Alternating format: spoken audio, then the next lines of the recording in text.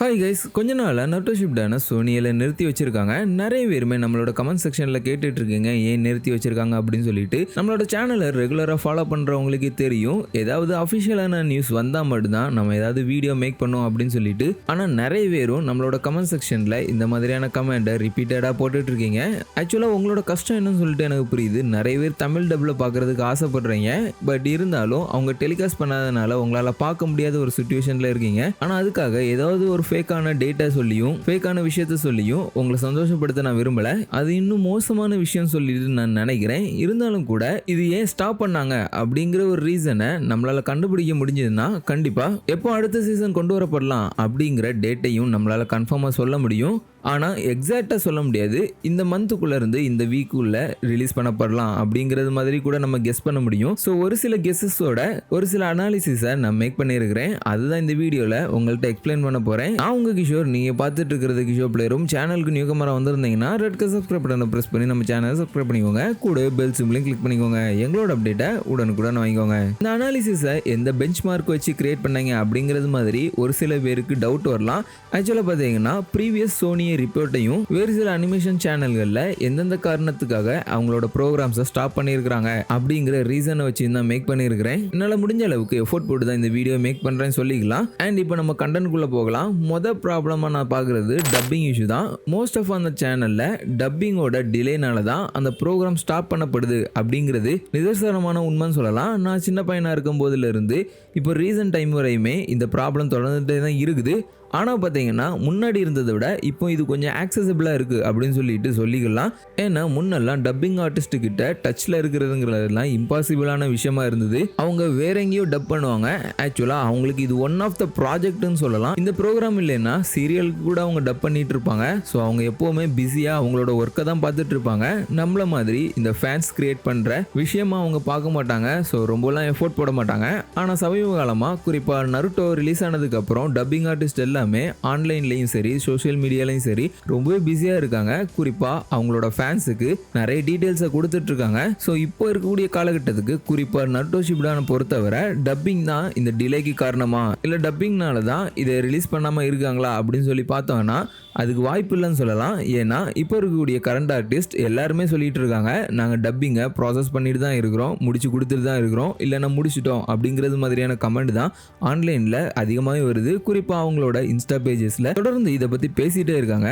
So அதை வச்சு பார்க்கும்போது இந்த டப்பிங் இஷ்யூங்கிற விஷயம் இந்த நருட்டோ ஷிப்டானை பொறுத்தவரை கண்டிப்பாக இருக்கிறதுக்கு வாய்ப்பே கிடையாது. ரெண்டாவது நான் பண்ண அனாலிசிஸ் எதை பற்றினா இந்த டாடா பிளே அப்படிங்கிற ஒரு விஷயத்தை பற்றி தான்.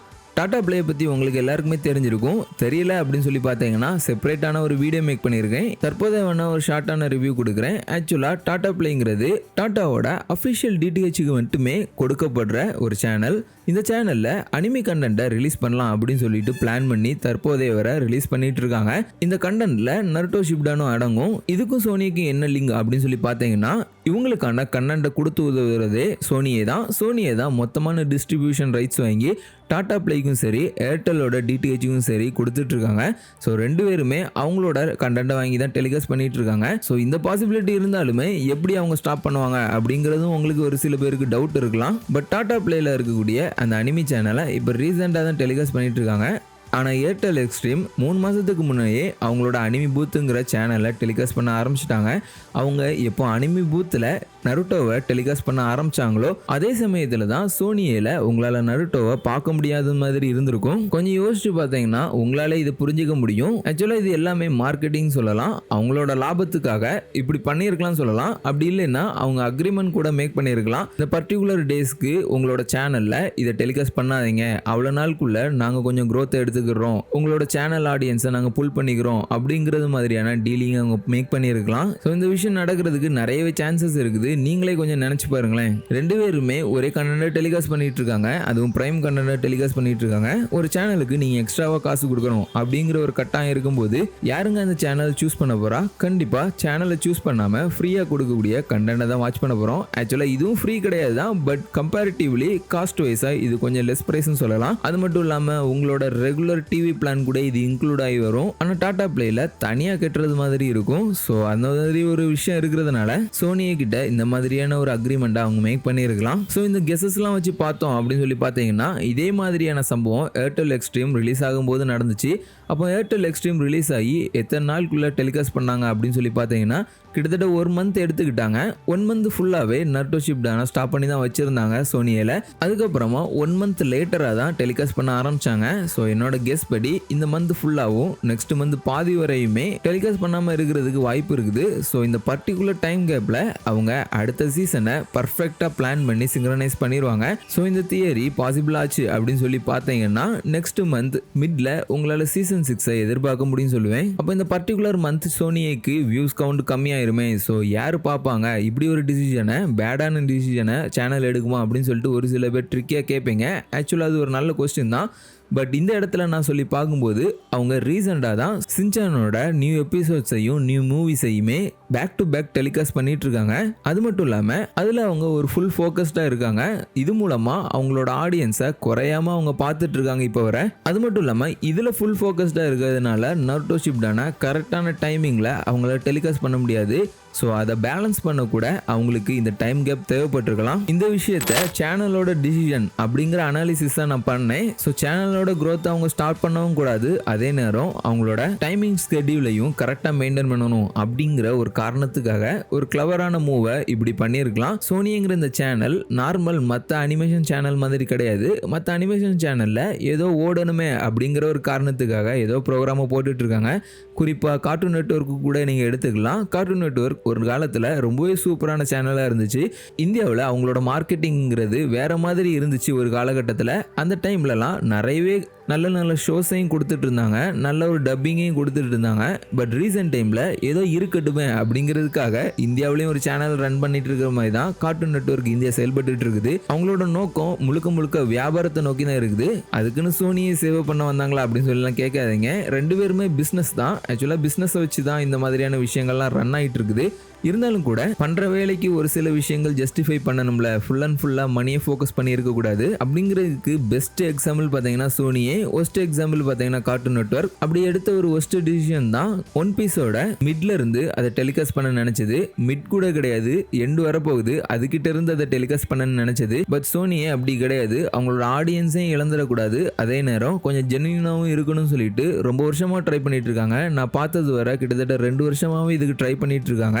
நிறைய growth-ஐ கொண்டு வந்து புது புது கண்டென்ட்டை இந்தியாவில் கொடுக்கணும் அப்படின்னு சொல்லிட்டு. ஸோ அவங்க இந்த டிசிஷன் எடுத்தது தப்பு கிடையாது. கொஞ்சம் டைம் கேப் எடுத்துட்டு தான் இந்த மாதிரியான விஷயத்தை அவங்க மூவ் பண்ணி ஆகணும். இந்த அனாலிசிஸான சேனலோட டிசிஷன் அப்படிங்கிற அனாலிசிஸ் படி அவங்க இந்த மூவ் பண்ணியிருந்தாங்கன்னா ரொம்பவே கிளவரான மூவ் அப்படின்னு சொல்லிட்டு நான் சொல்லுவேன். அண்ட் கடைசியாக நான் பண்ண அனாலிசிஸ் பார்த்தீங்கன்னா ஓல்டு மெத்தட் அப்படிங்கிற ஒரு அனாலிசிஸ் தான். இது வேற ஒன்றும் கிடையாது, நான் சின்ன வயசுலேருந்தே பார்த்துட்டு இருந்த ஒரு விஷயம் தான். டிராகன் பால் ஜியை கார்ட்டூன் நெட்வொர்க் டெலிகாஸ்ட் பண்ண காலத்துலேருந்தே இந்த விஷயத்தை தான் அவங்க பண்ணிட்டு இருக்காங்க. அவங்க மட்டும் கிடையாது, பவர் ரேஞ்சஸை ஜெடெக்ஸில் போடும்போதும் சரி, பென்டென்னை கார்ட்டூன் நெட்வொர்க்கில் போடும்போதும் சரி இந்த விஷயத்தை அவங்க பண்ணிட்டு தான் இருந்தாங்க. அதாவது ஒரு ப்ரோக்ராமோட ஆல் எபிசோட்ஸ் அவங்க கையில் இருந்தாலும் அந்த சீசனை தொடர்ந்து போட்டு என் பண்ணணும்னு சொல்லிட்டு நினைக்க மாட்டாங்க, ரிப்பீட்டடாக போட்டுட்டு இருப்பாங்க. குறிப்பாக சில நேரங்களில் காலை மதியம் இரவு அப்படிங்கிற ஃபார்மேட்டில் கூட ரீடெலிகாஸ்ட் பண்ணிகிட்டே இருந்துருக்குறாங்க.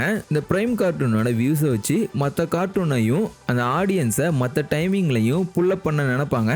நல்ல ஒரு கார்ட்டூன் ஷோ ஈவினிங்கில் டெலிகாஸ்ட் பண்ணப்பட்டுட்டு திடீர்னு காலையில் மாற்றப்படும் அப்படிங்கிறது மாதிரி கார்ட்டூன் சேனல்ஸ் அண்ட் டைமிங் அப்படிங்கிற வீடியோவில் நான் எக்ஸ்பிளைன் பண்ணியிருப்பேன்.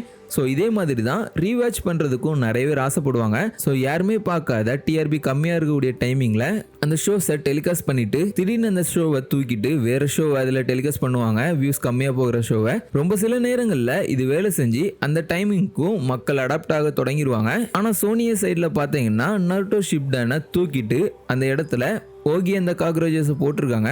பட் நருட்டோ ஷிப்டானை வேறு எந்த டைமிங்லையுமே டெலிகாஸ்ட் பண்ணலை இப்போதே வர. நான் கேட்டது வர இந்த ஓல்டு ஸ்கூல் அனாலிசிஸ் கூட அவங்க ட்ரை பண்ணியிருக்கலாம். இந்த மாதிரியான பாசிபிலிட்டிஸ் தான் இந்த சேனலில் நருட்டோ ஷிப்டான் ஸ்டாப் பண்ணுறதுக்கான ரீசன் சொல்லிட்டு நான் நினைக்கிறேன். ஆக்சுவலாக இது ஜஸ்ட் டெம்பரவரிலி ஸ்டாப் தான். கண்டிப்பாக அடுத்த சீசனை அவங்க கொண்டு வருவாங்க.